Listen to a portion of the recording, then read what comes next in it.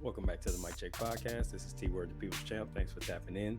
Today we're talking about Teofimo Lopez and some mental issues that I've detected leading up to his fight with Josh Taylor on June 10th.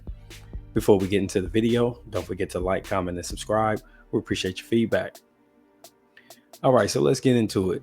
Josh Taylor and Teofimo Lopez are scheduled to tangle at 140 pounds on June 10th, Saturday. Top Rank, going to be a good card. You know how Top Rank has been putting on lately as far as getting all the prospects out there, filling up their cards with really good competitive matches, especially on the televised portion that's not on ESPN+. So the fight coming up this weekend is going to be no different. And we've got a really good video coming out about that as far as fight analysis and predictions. So be looking for that closer to the fight date, probably Friday or Saturday.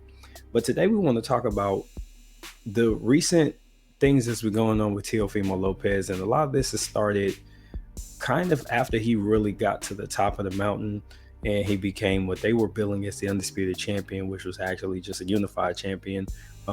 He had a franchise belt, so that don't count to me.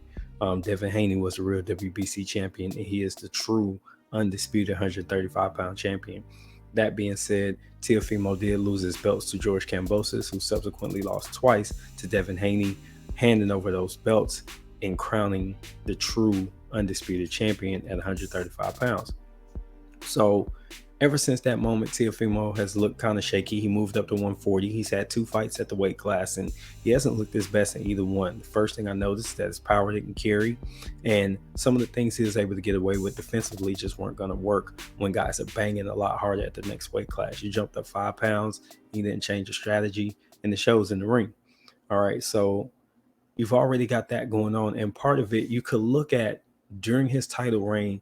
Teofimo had this air about him, a lot of arrogance and all that stuff. And as a boxer, you got to be confident. But this dude just carries something different with him. And I believe it really started to affect his preparation for fights and his performance in the ring.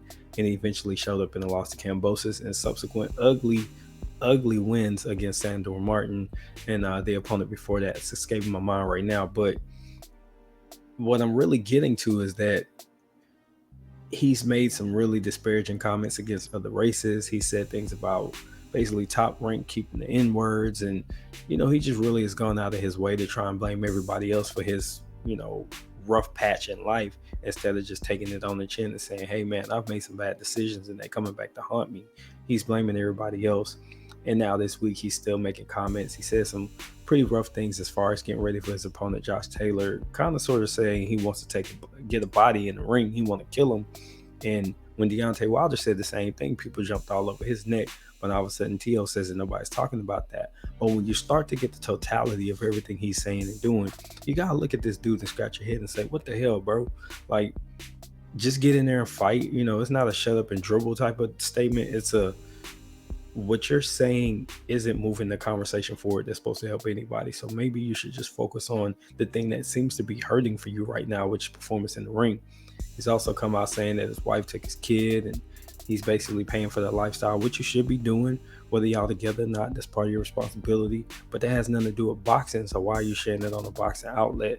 At the end of the day, you need to get yourself mentally fit for the performance you need to put on, and probably your best first or second best competition you'll have faced as a professional. Depends on where you want to rank Vasily Lomachenko, but Josh Taylor gonna come in there to hurt you. He's a big guy.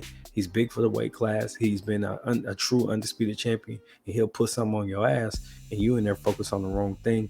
And that concerns me for this fight coming up. Now, again, we're going to give an analysis and a breakdown, and I'm trying not to include these out-of-the-ring issues in my analysis, but you can't help but wonder how it's going to affect T.O. come fight night. But we'd love to get your thoughts. This has been T for the Mic Check Podcast. Until next time, I'm out. Peace.